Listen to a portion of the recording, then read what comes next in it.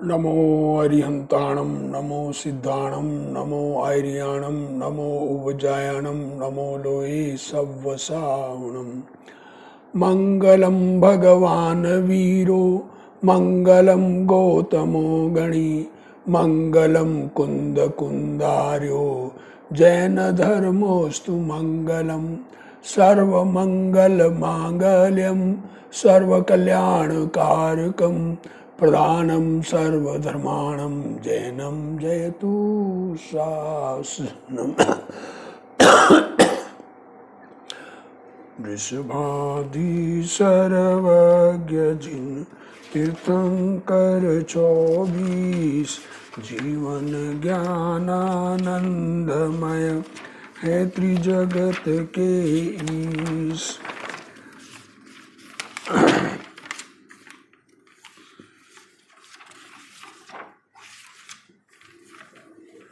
हरिवंश पुराण का स्वाध्याय अपने चल रहा है। इसमें भगवान महावीर स्वामी का समोसरण राजगृही में है और राजगृही में उनका उपदेश चल रहा है। उनका उपदेश चल रहा है। उस उपदेश में 3 लोक संबंधी वर्णन आया। 3 लोक में ऊर्ध्व मध्य अधो तीनों लोक का वर्णन आया। जम्बू द्वीप आदि द्वीपों का वर्णन आया और भरत एरावत आदि क्षेत्र विदेह क्षेत्र उनका वर्णन आया। क्योंकि ये सब वर्णन इसलिए आ रहा है कि भगवान का जब हरिवंश पुराण हम स्वाध्याय करेंगे तो हरिवंश पुराण में किसी पात्र का कहीं जन्म बताएंगे और हमको अगर ख्याल नहीं है तो हम समझेंगे कि कहाँ जन्म, ये कौन सा क्षेत्र है। तो एक बार उसकी शॉर्ट में विवक्षा भगवान की वाणी के अनुसार की गई है। अब काल चक्र का वर्णन। काल चक्र 2 प्रकार के हैं। एक मुख्य कहिए निश्चय काल और दूजा गौण कहिए व्यवहार काल। काल सो काल द्रव्य वर्तना लक्षण है। क्या कह रहे हैं? काल द्रव्य का लक्षण क्या है कि परिणमन करना, वर्तना लक्षण है।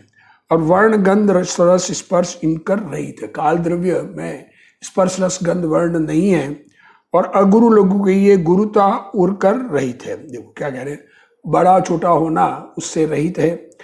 जैसे धर्म द्रव्य गति सहाय, क्या कह रहे हैं, जिस प्रकार से धर्म द्रव्य गति में सहायक होता है, अधर्म द्रव्य स्थिति में सहायक होता है, गति पूर्वक स्थिति में सहायक होता है। आकाश अवकाश देने में सहायक होता है, means space to provide space. आकाश का काम क्या है? To provide space. उसी प्रकार काल का कार्य है परिवर्तन। हर द्रव्य में हर समय जो परिवर्तन होता है उस परिवर्तन को काल द्रव्य के द्वारा जाना जाता है। काल द्रव्य उसमें निमित्त कहा जाता है।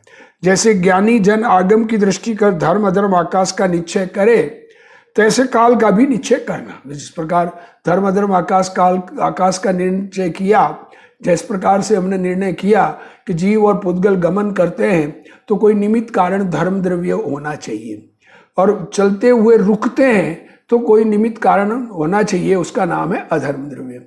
और रहने को स्पेस, उसका नाम है आकाश द्रव्य। और उसी प्रकार परिवर्तन का निमित्त कारण काल द्रव्य है, ऐसा निर्णय करना चाहिए। जीव और पुद्गल का परिणमन अनेक प्रकार है। क्या कह रहे हैं? सो परिणमन का सहायी काल द्रव्य है। बहुत प्रकार से जीव पुद्गल का परिणमन है। जैसे धर्म द्रव्य तो एक समान ही रहता है, अधर्म द्रव्य एक समान ही रहता है, आकाश एक समान ही रहता है। वैसी की वैसी पर्याय परिवर्तन तो है, पर जैसी है वैसी ही पर्याय हर समय परिवर्तित होती है।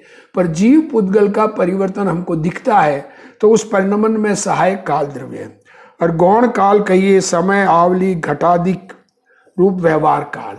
अब गौण दूसरा काल कौन सा है?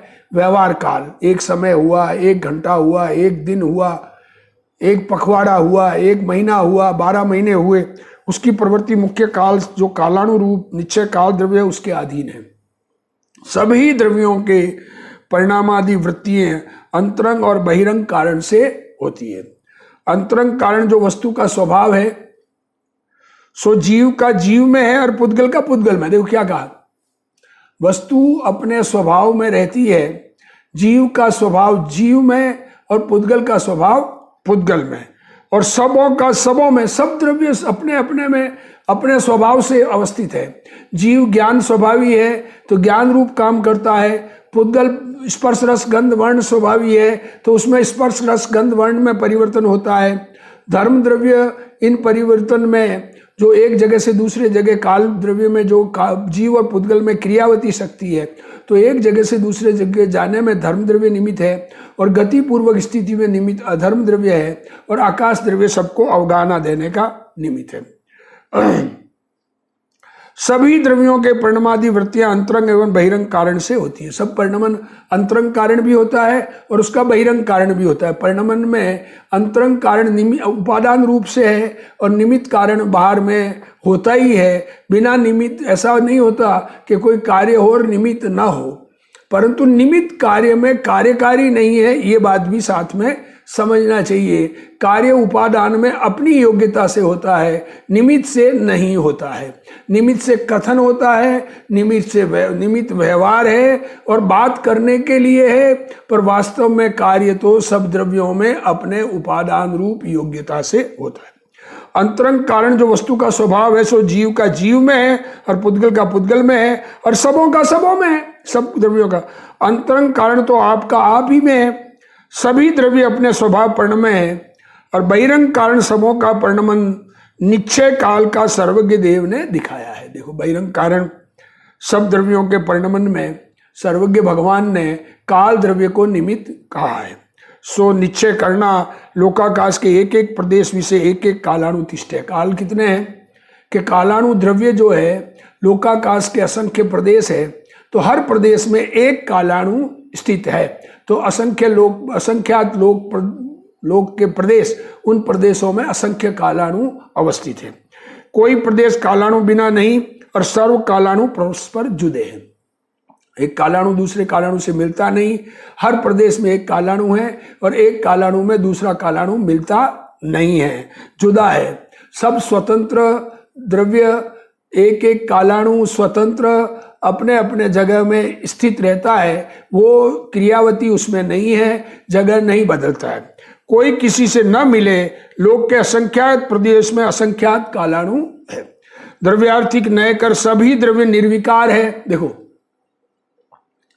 द्रव्य को देखो तो सब बिना विकार के है, आत्मा भी विकार रहित है। ये बात समझ में आती है ना, इससे सब द्रव्य निर्विकार है, तो आत्मा भी वास्तव में द्रव्य से देखें तो निर्विकार है। अब हमारी दृष्टि द्रव्य को नहीं देखती, हमारी दृष्टि पर्याय को देखती है और विकार को देखती है। ये हमारी देखने की गलती है। परिणमन में जो बदलाव होता है, उस बदलाव को देखते रहेंगे तो बहुत सारे परिणाम भाव जीव में होते हैं, उनका कथन करते हैं, पर वास्तव में द्रव्य से देखें तो सब द्रव्य निर्विकार है। सब द्रव्य जन्म मरण रहित नित्य है। कोई द्रव्य मरता नहीं, कोई द्रव्य नष्ट होता नहीं, कोई द्रव्य नया उत्पन्न होता नहीं, अपने स्वरूप में रहते हैं। और पर्यायर्थिक नय कर अगुरु लघु कण सब समय परिणमन सबके है। वास्तव पर्याय से देखें तो सब द्रव्यों में परिणमन है, सब में अगुरु लघु मतलब बदलते हुए नहीं बदलना, ऐसा वस्तु का स्वभाव है। सो सभी द्रव्य समयवर्ती अर्थ पर्याय कर क्षणवर्ती है, अनित्य है। देखो, पर्याय से देखो तो सब द्रव्य क्षणवर्ती है, अनित्य है, बदलने वाले, हर समय बदलते हैं। तो फिर जीव को बदलने के लिए किसकी जरूरत है? हर समय बदलाव है। और द्रव्य दृष्टि से देखो तो कोई बदलाव नहीं है, और पर्याय दृष्टि से देखो तो हर समय बदलाव है। तो जब तक हम बदलाव देखते हैं तब तक तो बदल चुका होता है, तो हम किसको बदलते हैं? विचार करें। नित्यता और अनित्यता द्रव्य विषय दोनों है। निश्चय काल का पर्याय समय आदि रूप व्यवहार काल, अतीत अनागत वर्तमान के भेद कर 3 प्रकार है। देखो, निश्चय का व्यवहार करें, पर्याय से करें तो भूत भविष्य और वर्तमान, ये 3 प्रकार का काल का प्रकार है। अनंत समय के उपजाने वाली कालाणु को अनंत समय कहिए। 6 कारण रूप कालाणु द्रव्यावली समय रूप पर्याय की उत्पत्ति है। कारण बिना कार्य की उत्पत्ति कदाचित नहीं होती है। सट कारक जो है वो सट कारक में परिवर्तन का कारण कालाणु द्रव्य है, ये बात निमित्त रूप से कही गई है। उपादान में अपने स्वयं से कार्य होता है, निमित्त रूप से कालाणु है। जो कारण बिना ही कार्य उपजे तो स्वतः स्वभाव खर के सींग भी क्यों न उपजे। कारण बिना कार्य उपजे तो कहीं भी कुछ भी कार्य उत्पन्न हो सकता है, तो अपने स्वभाव से ही क्यों नहीं कहीं भी कुछ भी पैदा हो जाता है। आकाश में फूल क्यों नहीं हो जाता है, कुछ भी हो जाए। जैसा कारण हो वैसा ही कार्य उपजे। जौ के बीज से साली न उपजे। देखो,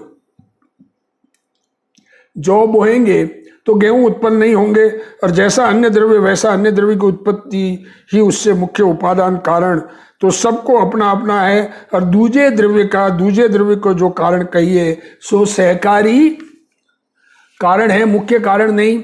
सब द्रव्यों को वर्तमान सहायी काल सो सहकारी कारण है, और समयाधिक व्यवहार काल कालाणु पर्याय है, सो पुद्गल परमाणु के गमन कर जाना जाए। देखो, अब व्यवहार काल का माप कैसे है, हम काल को कैसे मापते हैं। घड़ी है, घड़ी में एक कांटा एक जगह से दूसरी जगह गया तो हम कहते हैं 1 सेकंड हो गया। वो थोड़ा और ज्यादा चला 5 सेकंड हो गए, इस प्रकार 60 सेकंड हो गए। फिर दूसरा कांटा एक जगह से दूसरी जगह गया, वो 1 मिनट हो गया। ऐसा मापते हैं ना काल को। काल को मापने का तरीका पुद्गल के परिवर्तन से मापते हैं। तो उसी प्रकार पुद्गल के गमन से काल का परिवर्तन मापा जाता है। पुद्गल के कारण काल का परिणमन होता नहीं है।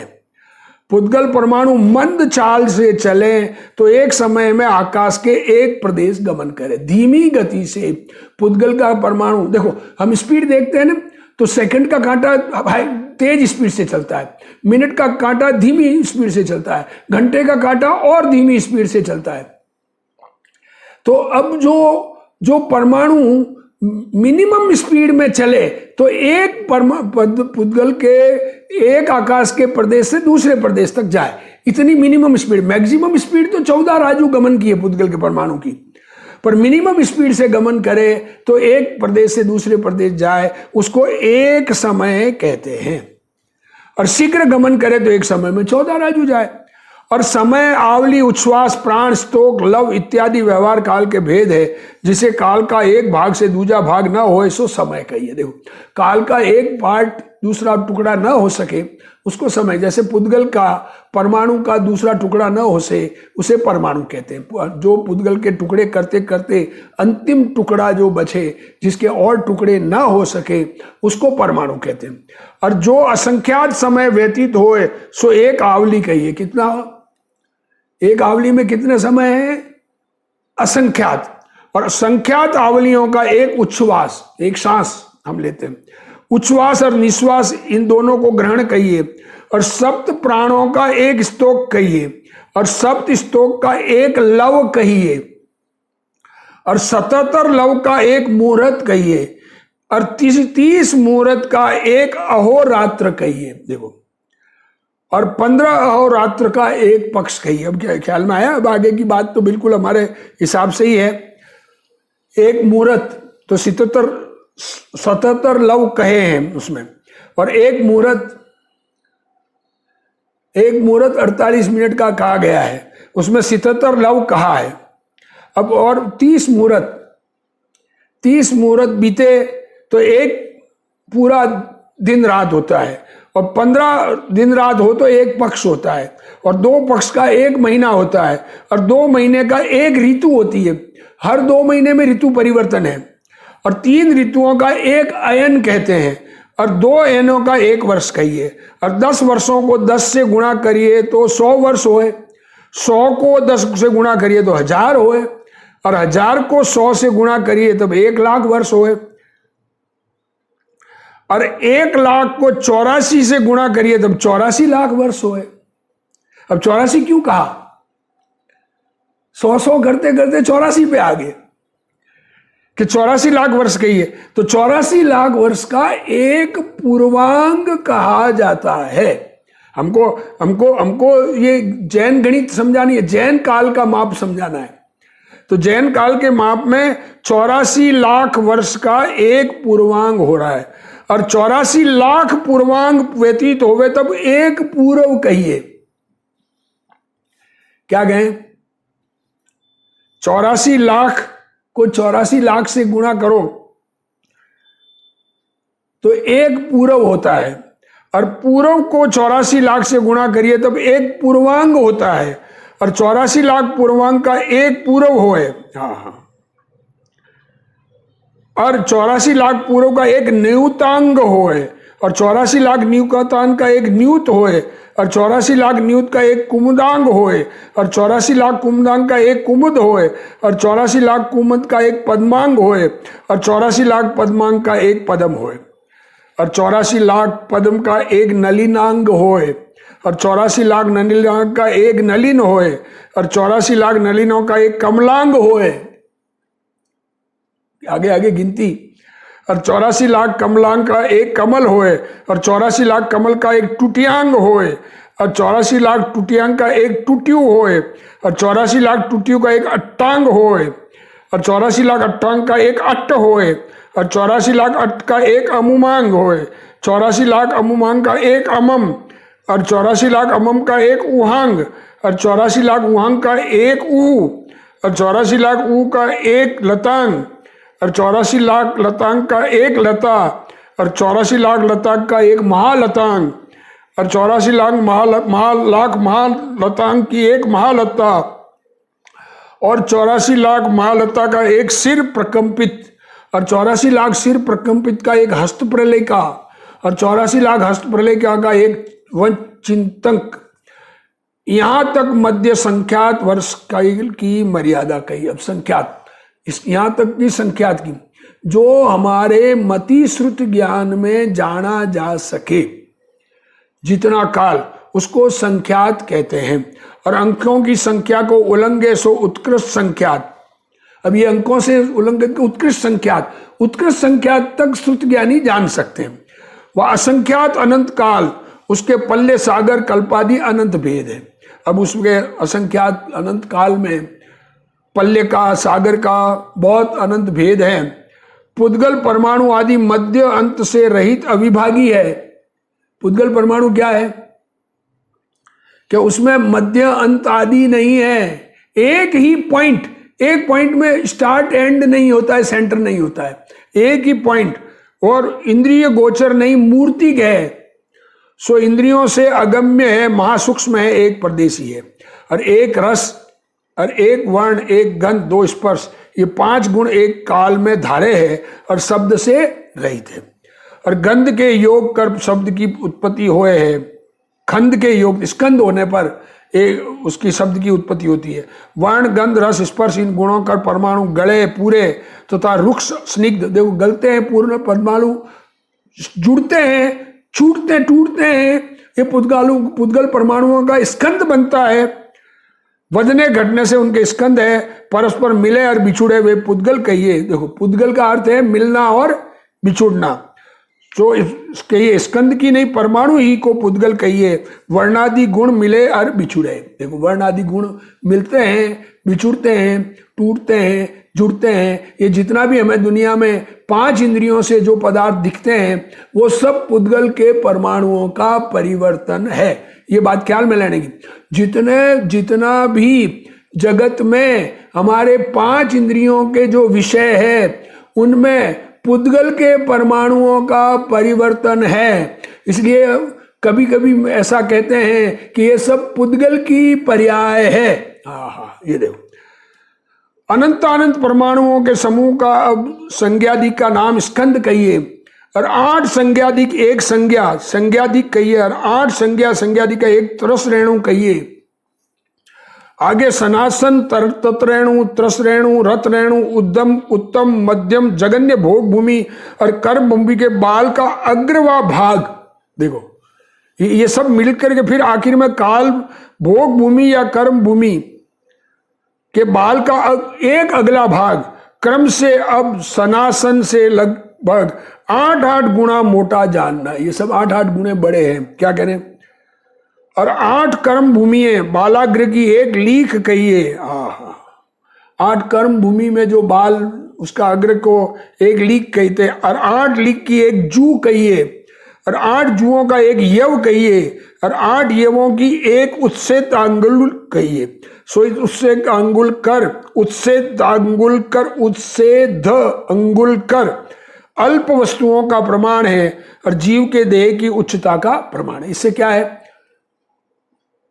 छोटी वस्तुओं का प्रमाण है और जीव के शरीर आदि का प्रमाण इससे मापा जाता है।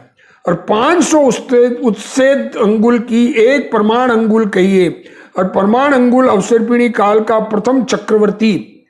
क्या कह रहे हैं?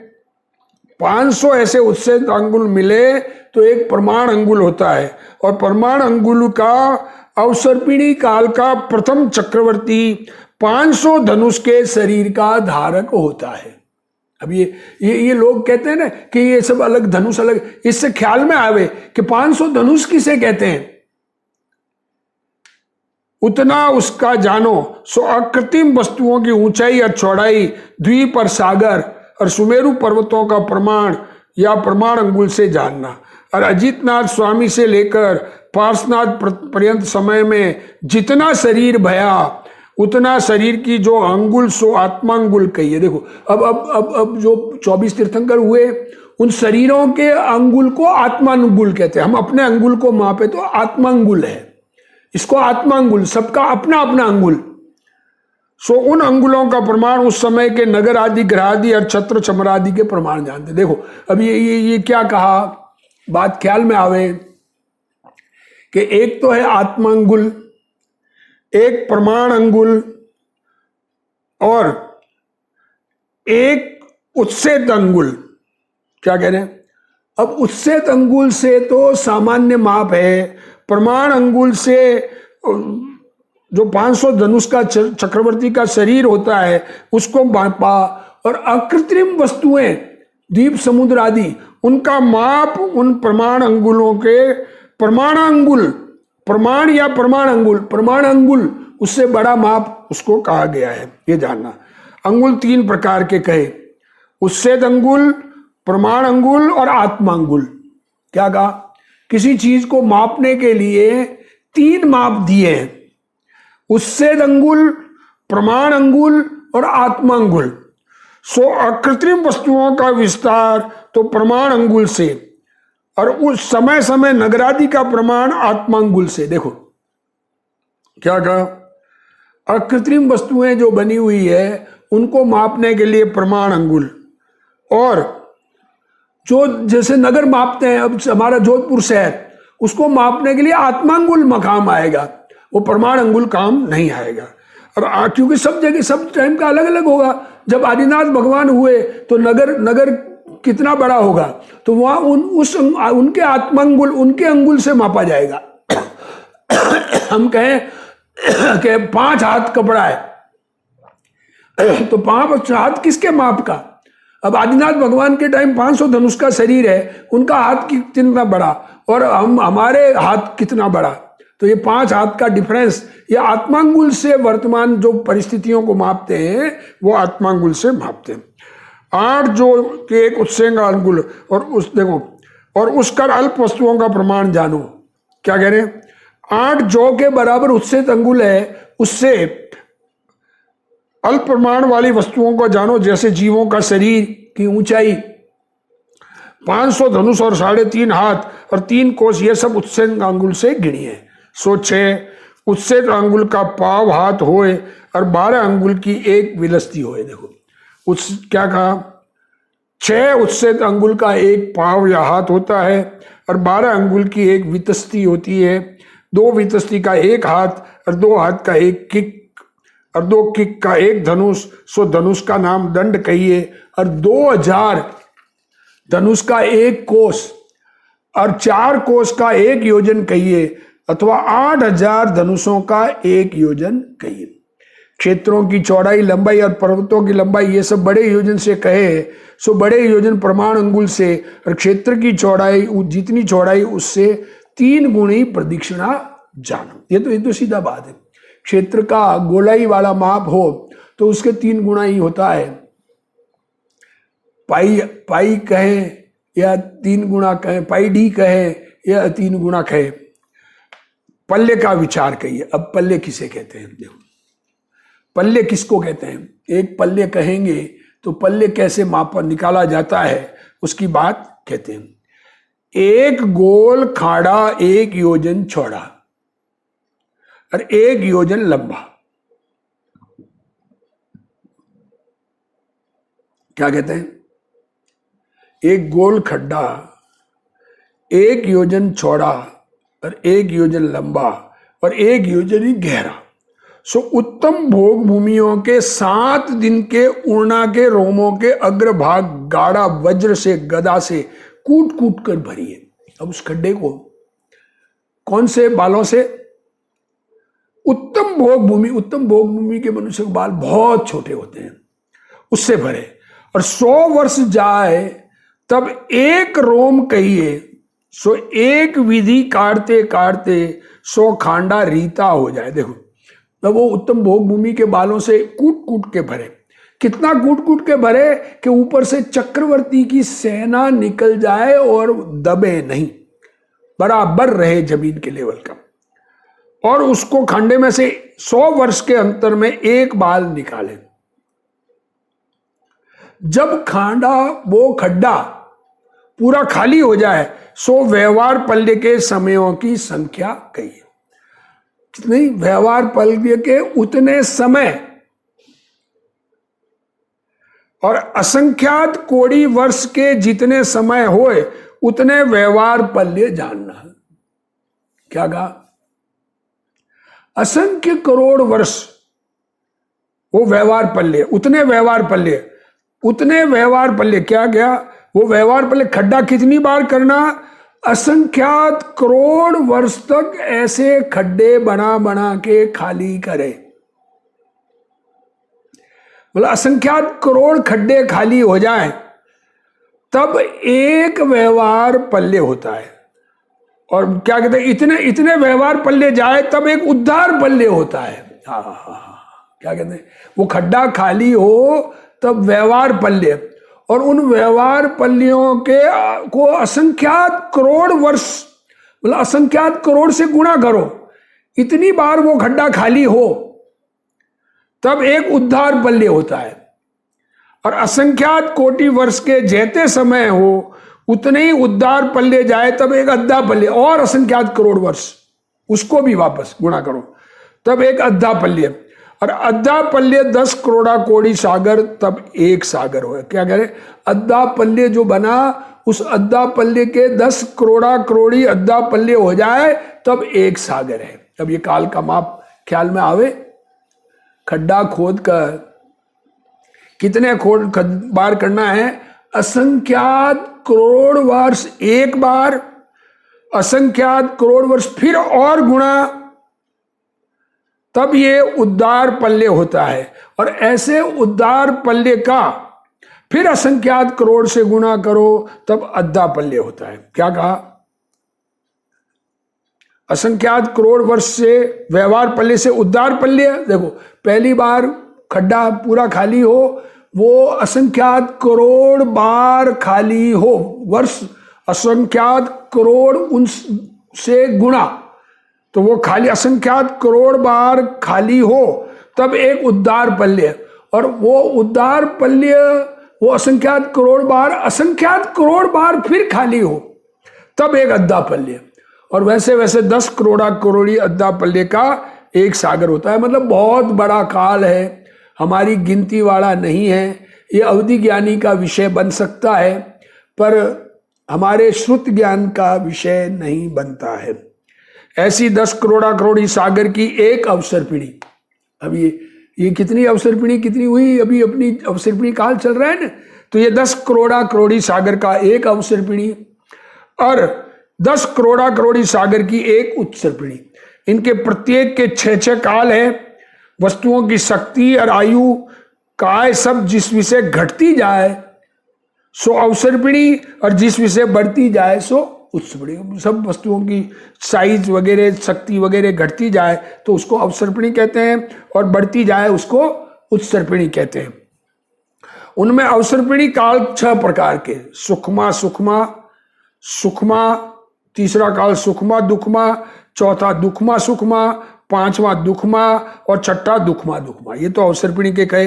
और उत्सवर्णी काल का पहला दुखमा, दूसरा सुखमा दुखमा दुखमा, तीजा दुखमा सुखमा, चौथा सुखमा दुखमा और पांचवा सुखमा और छठा सुखमा सुखमा।